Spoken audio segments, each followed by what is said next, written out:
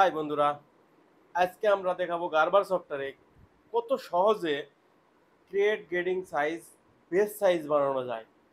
তো আমরা এই ক্রিয়েট গ্রেডিং সাইজ থেকে আমরা খুব সহজেই একটা বেস প্যাটার্ন বের করে নেব, বা যেটাকে বলে আমরা গ্রেডিং রিমুভ করা।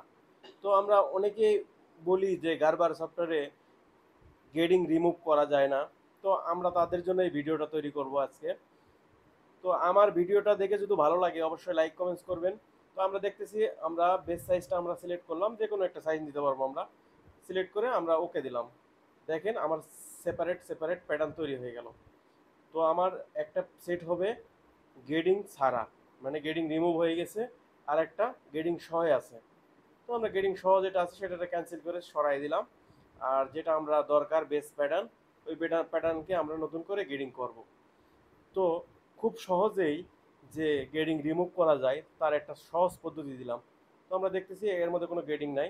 তো আমরা এখন নতুন করে গ্রেডিং দেব। তো নতুন করে গ্রেডিং দিতে গেলে খুব সহজেই আমরা দিতে পারতেছি, কোনো পয়েন্ট মানে অ্যাড পয়েন্ট করতে হচ্ছে না, নতুন করে গেট পয়েন্ট করতে হচ্ছে না, সব কিছু ওকে থাকতেছে। ওকে, থ্যাংক ইউ, ধন্যবাদ।